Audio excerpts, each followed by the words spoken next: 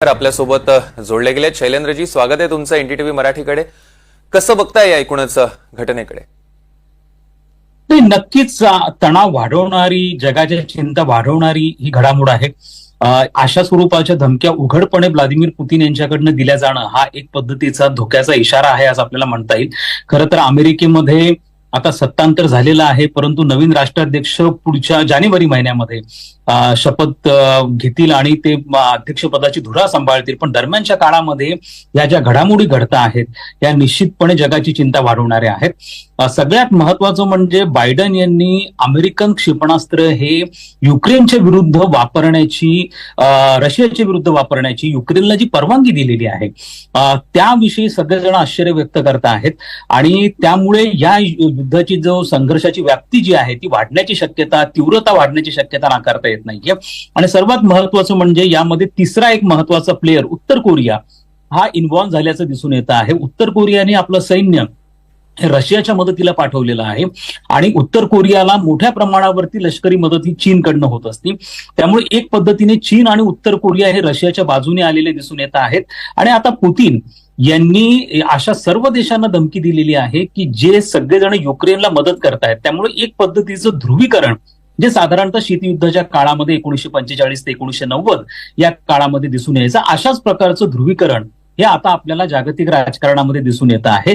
यामुळे जगाला जे सातत्याने अपेक्षा होती की 2 वर्ष झाले हा रशिया आणि युक्रेन संघर्ष चाललेला आहे, ज्याच्यामुळे जगाच्या चिंता, आर्थिक चिंता विशेष करून मोठ्या प्रमाणावरती वाढलेला आहे. सर्वात महत्त्वाचा त्रास होतो तो पश्चिम युरोपला होतो. पश्चिम युरोप हा आपल्या तेलाच्या पुरवठ्यासाठी, गॅसच्या पुरवठ्यासाठी पूर्णपणे रशियावरती विसंबून आहे. त्यांची अर्थव्यवस्था अत्यंत मोडकळीला आलेली आहे. अशा वेळेला हा संघर्ष संपेल असं वाटत होतं, परंतु तशा प्रकारची चिन्ह आता दिसून येत नाही. किंबहुना ही संघर्षाची तीव्रता वाढत चाललेली आहे आणि जितका संघर्ष वाढत जाईल त्याची सगळ्यात मोठी झळ ही युरोपला बसणार आहे. त्यामुळे आता हे बघावं लागणार आहे, कारण नुकतीच बातमी अशी आलेली आहे की रशियाने बॅलिस्टिक मिसाईलचा वापर हा युक्रेनच्या विरोधामध्ये केलाय. जर हे सिद्ध झालं तर मात्र आणखीन कठीण होईल, कारण अशा स्वरूपाचे बॅलिस्टिक मिसाईल्स हे खरं तर आंतरराष्ट्रीय करारानुसार त्याच्यावरती निर्बंध आहेत, ते वापरता येत नाहीयेत. आणि जर तसा प्रकार घडणार असेल तर मात्र पुन्हा एकदा युरोप, नॅटो ह्या सगळ्यांनाच याची झळ पोचण्याची शक्यता नाकारता येत नाही. निश्चितच. पण हा जो धमकीवजा इशारा आहे त्या इशाऱ्याला सगळेच जण कितपत, इतर देश किती सिरियसली घेतील किंवा घ्यावं, काय वाटतं?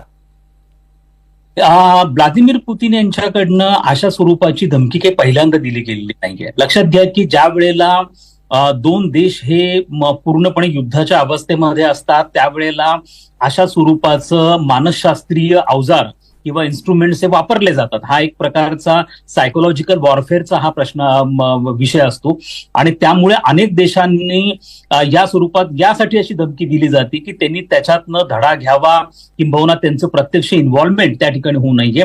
यापूर्वी देखील जर अमेरिकन क्षेपणास्त्र हे रशियाच्या विरुद्ध वापरले गेले युक्रेनकडनं तर आम्ही युक्रेनवरती अण्वस्त्रांनी हल्ला करू, अशा स्वरूपाच्या उघड धमक्या व्लादिमीर पुतीन यांनी यापूर्वी दिलेल्या आहेत. या धमक्या यासाठी पण द्याव्या लागतात की एकूणच रशियन सैन्याचं जे मोराल आहे ते मोराल कायम ठेवण्यासाठी देखील हे गरजेचं असतं. नसता बाजी ही रशियाच्या विरुद्ध जाऊ शकते, त्यामुळे त्यांना अशा प्रकारचे स्टेटमेंट हे दिले जाऊ शकतात.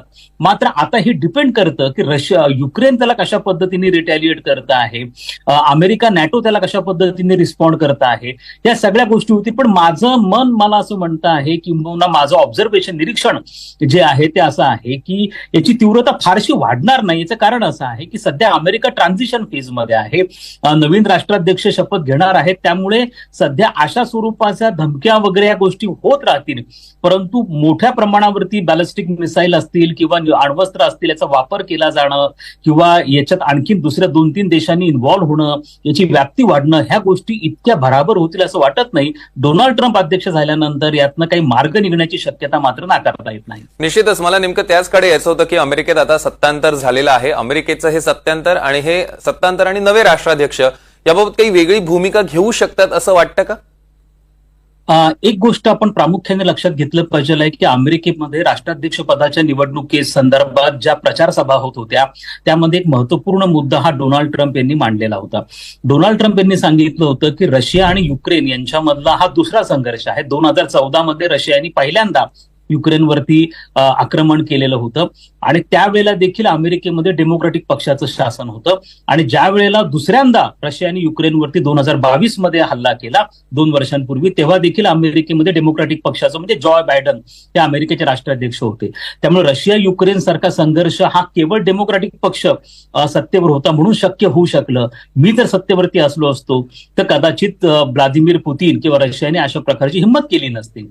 दुसरं असं आहे की पुतीन आणि ट्रम्प यांच्यामधली पर्सनल केमिस्ट्री ही पण चांगली आहे आणि ट्रम्प यांनी अनेकदा असं सांगितलंय कॅम्पेन दरम्यान की मी राष्ट्राध्यक्ष झाल्यानंतर 24 तासामध्ये हा प्रॉब्लेम रिझॉल्व्ह होऊ शकतो. मला असं वाटतं की डोनाल्ड ट्रम्प कदाचित अमेरिकेने रशियाच्या विरुद्ध जे 5,000 निर्बंध टाकलेले आहेत ते निर्बंधामध्ये शिथिलता आणतील आणि जर अशा स्वरूपाची शिथिलता त्याच्यामध्ये आणली गेली आणि नॅटोची इन्व्हॉल्वमेंट, अमेरिकेची इन्व्हॉल्वमेंट काही प्रमाणात कमी झाली तर कदाचित हा प्रश्न सुटण्याचा मार्ग निर्माण होऊ शकतो. प्रॉक्सी वॉर हे चालू राहील पण जो प्रत्यक्ष संघर्ष सध्या चालू आहे तो निवडण्याची शक्यता नाकारता येत नाही.